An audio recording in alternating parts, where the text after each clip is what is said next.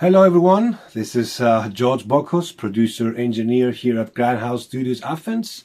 I'm talking to you from Athens, Greece, and today I'm gonna give you a studio tour for the Working Class Audio podcast. Hope you enjoy. So we are starting our tour from the balcony, which you can see.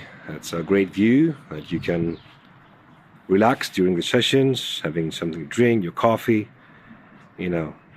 This is a dinner table, and here,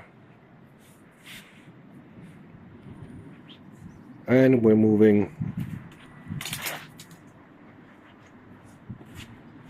It's a coffee table, which actually it's a Marshall 4x12 cabinet converted. Yeah. From that side, you can see the view, Acropolis. So here we have our relaxing area outside in the balcony, and we're moving in to the control room. Here we are, and you can see right now the view from inside, right from the control room. You can sit outside and relax during the sessions. And yeah, let's start our tour. What's going on inside? Let's make some less noise. All right. So, I'll walk through from the control room. It's on the back. I'm going to start a studio tour today with the speakers. The speakers are Spine Audio. This is a horn System A, that's the name of the speaker we called. And to give you the story behind the speakers, it's like this is actually a company that we started here in Athens, Greece, with some great engineers and a great team, and I'm involved with. Actually, what I do in this company is that I'm getting in touch with all the engineers and the aesthetics and running all the social media and everything about engineering in the terms of listening about the speakers. So we do bespoke studio monitors, and that means that we can do for each engineer needs and its room a totally unique and customizable speaker for the room. These ones are particularly for my room. It's with a 15-inch driver, compression driver for a horn, and a 10-inch for the mid-range. It's 3 separated cabinets in total. And then we go over here. This is our amplifier. This is a prototype, the Sacral. It's a 6-channel amplifier. And we're running all from a DSP so that we can tune exactly everything as it should be in the room. But we can go also fully analog in terms of crossover and stuff like that.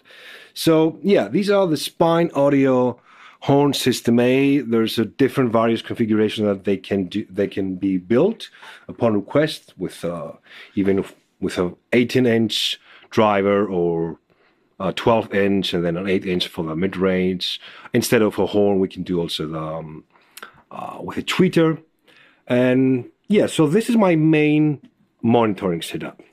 And we go now to the desk. Desk is mixing and mastering desk mainly. Let's start from the bottom to the top. Identically, left and right, I have a 16-channel of a Tascam old school preamps, then Heritage Audio, the 1073, which is actually the 81A, having plus high frequency band, a couple of distressors. These are hooked together, so I mainly use them for when it's a mono recording, for a vocal recording, or a room recording, or cymbals. They work great together. And then I have the Thermionic Culture It's the Mastering Plus, using it a lot on mixing and mastering as well. It's a great unit. Above here, L2 from Waves. I think everybody is familiar with this one. Limiter, which I use also for recordings. When I would like to, schmash a little bit for compression. Avalon 737 preamp. This was actually my first preamp ever. Still have it. Great unit, classic one. Going to the left, Shadow Hills mastering compressor. I use this almost all the time in my mastering sessions, and also on my drum bus when it's a mix session, or bass and vocals if I have to separate, one channel different from the other. It also sounds great on this material. And here we go to my monitor controller from Heritage Audio, which I can control from my main desk. It's very handy, very useful. It has a Bluetooth connector for bands. It's really, really useful to have this feature. On my right, I have a small console. It's a Swiss vintage console from Perfectone. Has a very good vibe. Sometimes using it for drums when I have less. I mean, it's 6 channels, so when I have less miking drum recording, it's a great choice. Let's go to my. No, I'm sorry. Before we go to the machine rack, we go here. This is something really, really special. This is the Klein & Hamel UA1000. Super great equalizer.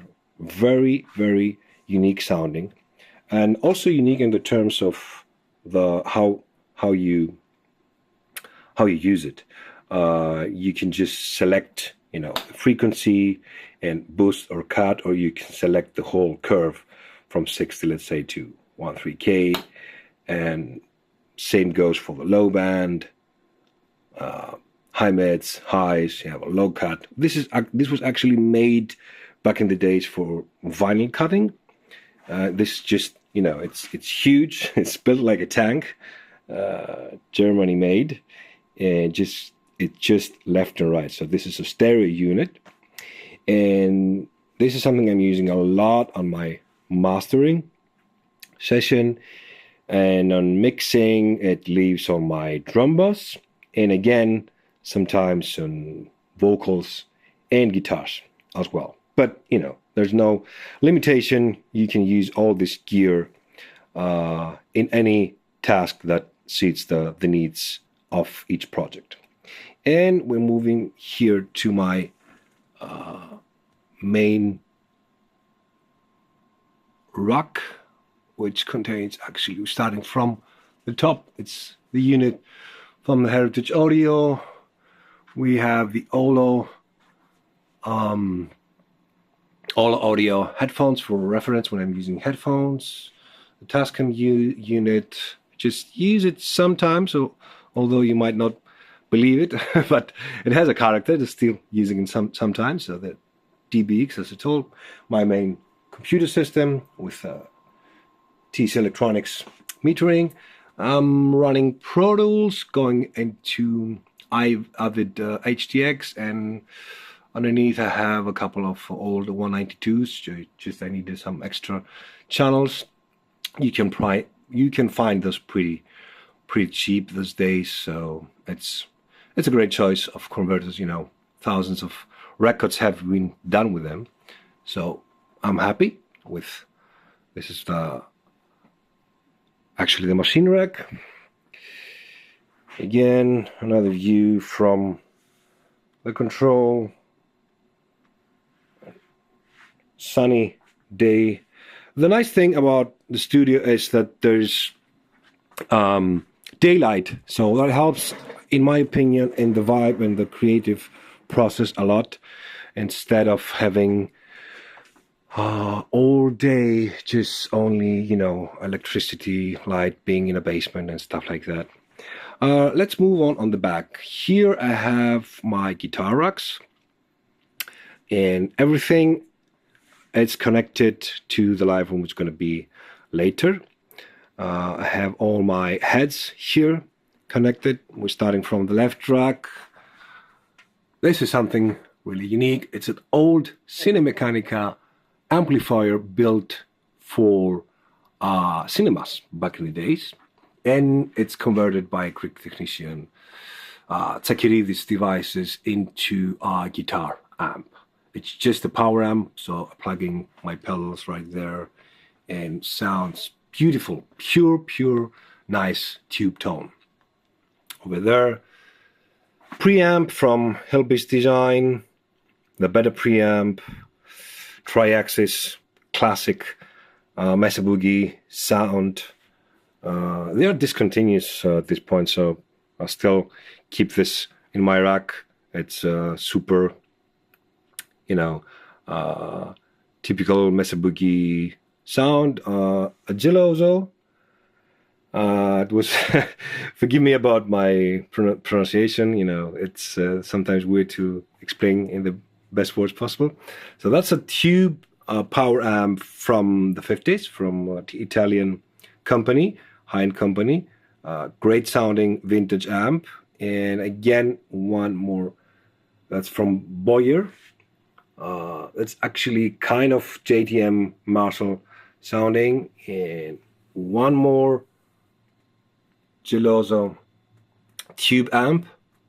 This has also drive. It's actually a one trick pony, but when you get that sound, it sounds like anything else. Super fat tone in the lead pads. Custom Wife High Watt 100 DR103. David Gilmour sound, Pink Floyd. Amazing Marshall power amp. So actually this one is running with these two preamps. On the left channel and on the right channel is the tri-axis. We're moving here. Here are all my pedals. Game Changer Audio. One of my favorite pedals ever. This one. It's super. The plasma pedal. Divider. Octave divider from Salvation Audio. We have a Swarm by Beatronics, then a couple more goodies from Electro Harmonics, the C9 synth. So this is actually my pedal board going also through his delay from Carlsbro, the Mantis. Another old vintage cinema amplifier converted into guitar amplifier with 606s. Super unique sounding as well. So that's my main philosophy, is to offer the artist and the band sounds that they cannot find, that they can create character in their sound, and that will define their sound as well in the full production. Going here, this is a 12-channel preamp from Randall. It's actually the technology that Synergy Amp is using right now. These are modules that you can swap around and put other preamps inside. It's a tube power amp, including 12-channel preamps. Rivera 120 stereo. This is mostly being used with my pedals, like a pedal amplifier. My beloved high-gain amplifier from KSR, the Artemis, truly a workhorse, can do from crunchy to super high-gain sounds. Amazing. Yeah, and what do you have here? The Geezer Butler sound for bass. So we love bass as well over here. Equalizer, which I'm using most of the times as a booster.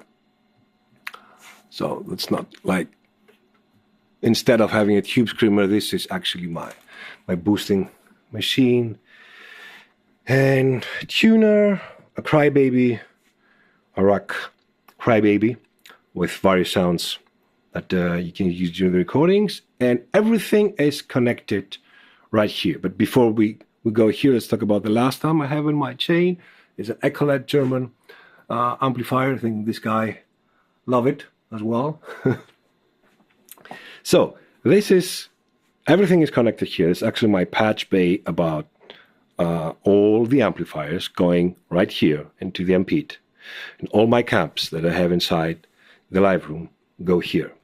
Right now, because I have not selected a cabinet, that's why it's calling an error. And this is the patch bay for all my pedals. This was my idea, and it's designed by a Greek here engineer, Nikos. Did a great job. And actually what you can do is that you can select, let's say, all these pedals that I have. You can select, let's say, 1 and 2, which means plasma and divider. Go right here and tell the C9, for example, having on the mix, because this is the mix. So I can select it, and then having this like a fader control what exactly, how much of the effect or the gain or whatever I'm using here I need to my final master. So it's super, super handy. Everything is super fast to use. You just plug here your guitar and put in the tuner, and then go into the pedal 10, which is actually the patch bay for the pedals, and then you go into the Ampede, select an amplifier, select the cabinets, and you're good to go. And especially these combinations here, and of course I can plug, pedals from other artists that come in here in the studio, really quick and easy. Gives a full color palette that you cannot imagine, with a mix knob and selecting which all the 10 going into the amplifier. So it's all about creating unique sounds. It's all about making guitar sounding like real guitar and not having just an easy preset, let's say. Okay, I think we are pretty much covered from the control to give you another view how you get in to the control. And we are moving on to the rest of the studio. Here's the kitchen. You always have waters. If you come to Greece, you have to have some tsipura. Coffee machine. Again, outside, that's the bar. You can sit outside and have, again, the view of the Acropolis. And also an inside bar when it's cold. That's the inside bar. Fridge. And we're starting going into the live room area. A couple of stairs. Tama, Pearl, Tico Torres, Greek Luther, Gabriel. Starting with the guitars. And here I have all my cables organized. Really easy when I'm running a sessions to grab everything I need to ready to go. Crunk, the Rev 1. And again, one trick pony, but super high gain sounding amp with his own cabinet. And now we're getting into the live room. Starting again from left to right to give you an option. So have a couple of diffusers going on. And this right here is the Warning 4x15 cabinet. The Warning Amplification is my own company, which I make these cabinets. I design them, and again with a philosophy to create something that has not been, let's say, discovered so much. So even the speakers I'm choosing are sometimes very, very rare sounding speakers, and to create the cabinets that I would love to have in the studio. And actually, these I'm teamed up with Two Notes Audio Engineering, and we have done DNR, actually impulse responses package, which you can find on the Two Notes store. So all these are also available for everybody that is to be familiar with warning amplification as IRs. Great sounding snare from Ikion Drums, a Greek company, right here. And let's move. Yeah, this is completely made from metal. It's the warning 1x12. It's actually the size of a 4x4, as you can see. Equipped with electro voice at the moment, 12 valve, the 300 watts from Zach Wild. And I can swap the front baffle. This is a metal baffle, and I have different various baffles with dedicated speakers that I can use with this cabinet. So talking about cabinets, some Randalls 4x12s over here, and here is the first 4x12 cab that we did with warning amplification. It's a super heavy construction. It's about 100 kilos weight, not too friendly, but amazing sounding, super tight on the low ends, with 4 electro voices, vintage speakers at this point. Here we have a 2x15 old Vox cabinet, a couple of custom 1x12, Marshall 4x15 with original greenbacks, 15-inch speakers. Sounds super fantastic. This one, and then here we have a Box of Doom ISO cab, which I use a lot. Tight sounding, really, and I can also swap the speakers. Let me give you a quick. Yeah, you can swap speakers inside SM57 and an SC Electronics. It can hook up to 3 microphones inside, and it's a very handy option when tracking guitars. And this here is my guitar wall. All guitars here can be used for the guitar recordings, of course. An old Gibson converted into a 6-string guitar. It was a 4-string soul scale bass, 30 scale guitar right now. A Les Paul, solar guitars, baritone right here. Ibanez, Washburn, Paul Stanley, model Flying V from Dean. Another Bissey Rich here. This is another 30-inch scale baritone.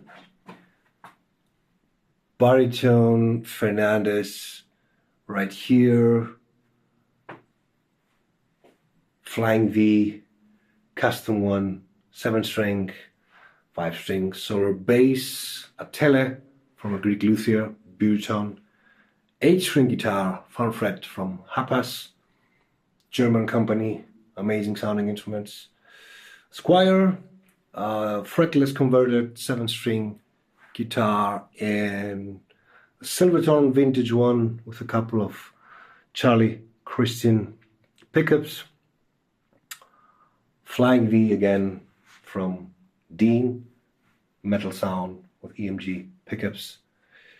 And right here, one more Ibanez. So the whole idea is that I would like to offer various instruments from vintage rock sounds to modern metal sounds. And I believe this covers most of the stuff that the players need for these genres. My piano, a Kawai piano, that's usually is being mic'd up from this stand right here. A couple of great C Electronics microphones. My favorite ribbon, the RNR1 design with Rupert Neve. This is mostly sometimes for my cymbals. I use it as a left and right, putting like like this down, and on the left also like this. Sometimes for room sounds as well. It's just for the stand right now. It's not my typical configuration, but these other two mics I use mostly for cymbals, and I can mic them up there directly.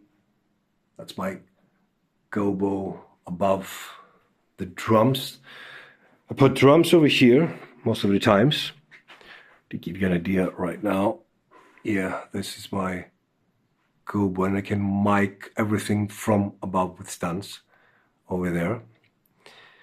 And yeah, continuing with the live room, that's my piano. As I said, we talked about the cabinets, some extra snares right there, a sonar and a tama. And let's go. I have 3 main drum kits that can be used for recordings.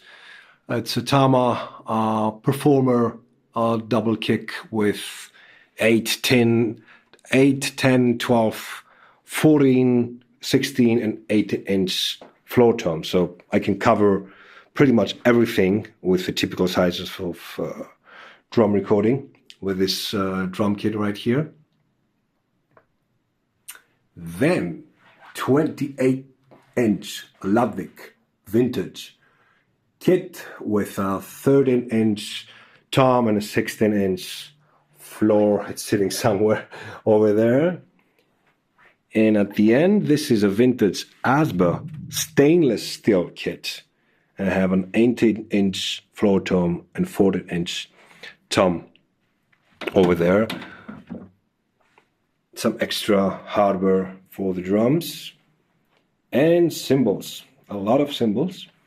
Different variation of hi-hats I have from 12-inch till 17-inch to offer, as I said before, different colors in the song and in the recording.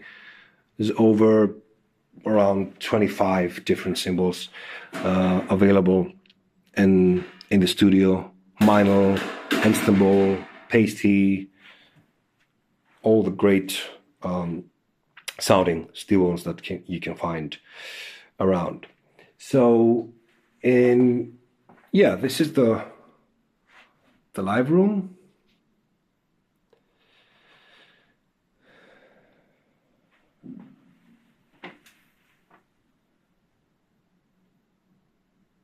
Of course, when I do drum recording, I put the cabinets in the other room.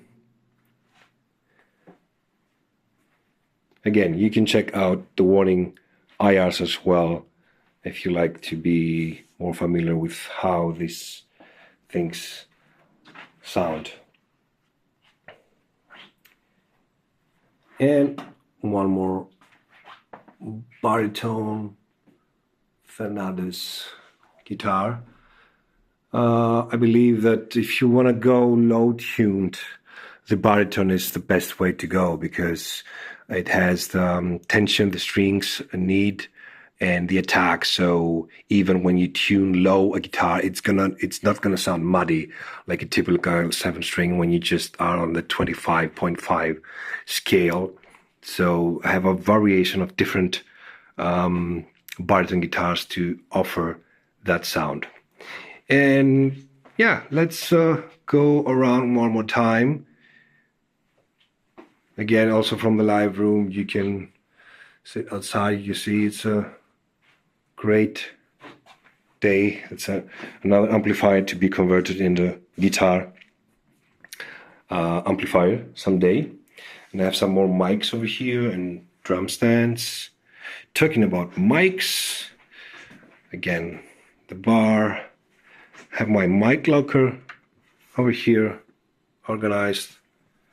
For example, this is one of my favorites, another favorite, ribbon, Fostix ribbon mic. A lot of SC Electronics goodies right here, more pedals, as you can see. Reload boxes, everything ready to go when it's needed. And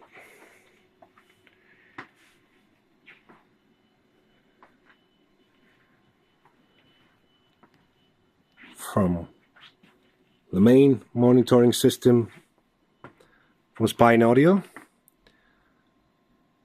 we're gonna complete our tour with a last view of Acropolis.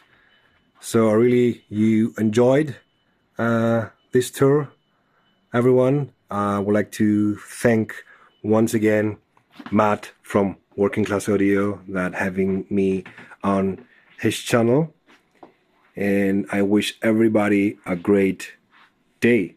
Thank you very much for watching.